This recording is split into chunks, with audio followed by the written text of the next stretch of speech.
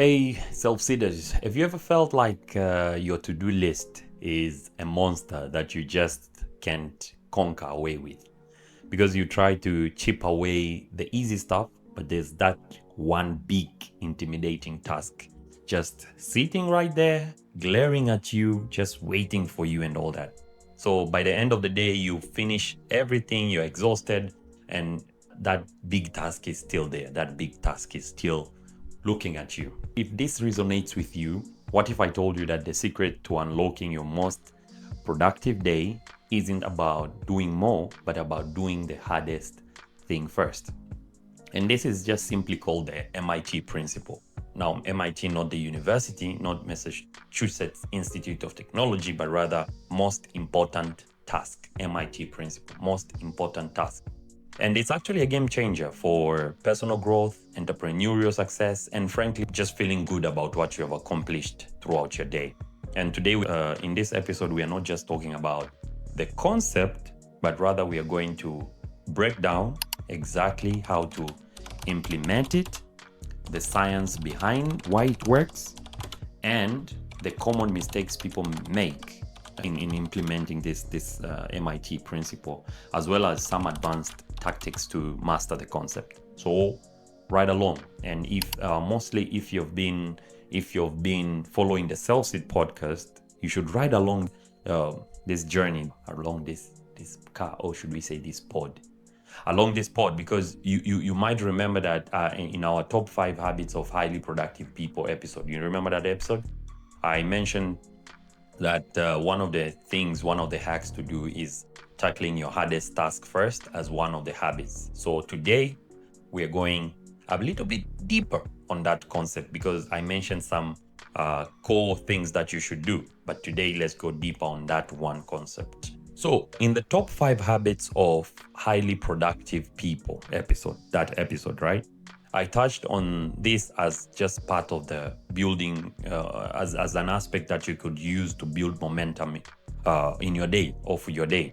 And I shared how the most successful, come on, the most successful entrepreneurs don't start with the easy wins, but rather they start with the biggest, hardest, or sometimes most impactful task of the day. Is that right? Oh, yeah, that was good. So in that episode we posted, I regenerated some shorts, and one of the posts of the short that I posted, it was titled "Hardest Task Today, Prioritize and Conquer Your Day." It got so much engagement that I knew I thought, or it got me excited that we needed to slow down a little bit and walk through this concept step by step. And this isn't just a theory. This is a practical framework you can start using even tomorrow. Yeah, you can start using it tomorrow morning. So first and foremost, let us define the MIT principle. The MIT principle, it's an abbreviation of most important task. So it's just kind of a most important task principle. And the one task that if completed today, it will make the most difference. That big thing that when you move it, you believe like you have moved the whole world, right? So it's not about urgency, but rather it's about impact. Example, if you're an entrepreneur, right, the MIT might be something like closing a high value deal rather than replying 50 emails. So that should tell you that the most important task is not equal to the most complicated task. Not necessarily. Sometimes the hardest task is emotional and not even technical. So it tells you that you can do an important task and yet it is not that complicated. It's not just about what's ending soon, what's due soon. It's about what moves you closer to your long-term goal, to your long-term vision. And this is where most people miss it, because they make the mistake that busy work for progress. They try to confuse the concept that busy with progress. So MIT just tries to cut through that. It rather brings out the high signal. I learned this stuff about noise and signal. I have to talk about it one time. So why why should we tackle the MIT first? Why should we deal with the MIT first? Why it works? So there's a little science behind it. The first thing that why as to why this concept works is because there's that aspect of decision fatigue, where we have that our mental energy declines as the day goes by, as the day progresses. That means if you do the hardest task early, it means you'll hit it when you're mentally fresh. Yes. And then the other thing is that the aspect of the concept of momentum effect. Because when you have a big win early in the day, it means it will motivate you for the rest of the day, as you'll be very encouraged as to go into other tasks and all that. And then there's that aspect of the psychological relief. When you do this important task, it will remove the mental clutter and reduce stress and anxiety. And then there's the fourth thing is identity shift. So you start seeing yourself as a winner, someone who takes on challenges head on. You start to see yourself as the big fish. When you train yourself, I believe that when you train yourself to run toward the hardest thing, you build a new self-image. You're no longer the person who could say like you feel like a coward, but rather you're not the person who avoids tough work, but you're the one who actually conquers it. And so you always feel that, the strength, motivation, the passion and all that, because you believe you are the Incredible Hulk. Anyways, Incredible Hulk smashes everything. So I thought of a step. I went through a step-by-step implementation guide. I tried to think of a step-by-step implementation guide of the MIT principle. The first step is to choose your MIT just the night before. Remember, I talked about the easiest thing you can do in how to achieve, to create impact, is choosing what you have to do. So reflect on your goals and ask yourself, if I only do one thing tomorrow, which one matters most? I have research work, I have this business and all that. Sometimes I ask myself, which one matters most if I was to do it tomorrow? So you find sometimes it's just research work. I have to finish a page or something. And then the second step is block dedicated time in the morning. No emails, no calls, no social media, no fluff, no noise until this task is done. And I recommend just a 60 to 90 minute window of uninterrupted deep work. I'm actually reading the book Deep Work, and so it's very interesting when I talk about this aspect of deep work. And then the third step is prepare everything you need. Clear your workspace, gather tools, pre-plan resources so that you don't have to stall anything. I always put everything I need on my table. So when I start, I will fail somewhere because I don't have something. And then the fourth step is use the mini start technique. When you use the mini start technique, is just that aspect where you commit just 5 days, 5 minutes. And these 5 minutes can often create a momentum that carries you forward when you break it into smaller windows. And the last step is protect the block.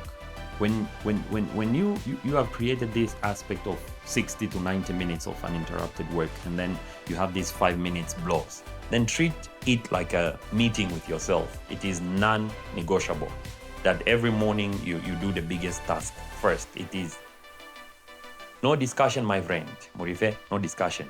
There are some common pitfalls, there are some common problems or roadblocks that we can face, especially when we want to execute the MIT principle. And I think these roadblocks can be avoided. The first roadblock that I see mostly, even on my end, is choosing too many MITs. You have many most important tasks. So the only thing to do here is just pick one, only one. Try to pick only, like there's big leagues, and then choose the one on top. And then the second thing is letting urgent but low impact tasks interrupt. The solution to this is just to create time block and silence notification. And then the third thing is procrastinating, because it's just too big to handle. It's just a too big solution. So what you do is you break it into micro steps. And then sometimes we tend to use MIT for deep research instead of execution. So you have to prepare your research earlier before you start executing. Remember that, try to remember always when you're doing this, that MIT is action time, not read about it time, not time to go to YouTube. and read about how to execute the most important task. No, it's time to just execute the task. And then some other advanced techniques that you can incorporate with the MIT principle is the MIT pairing. So the most important task, this is where you link your most important task with a habit that you already do.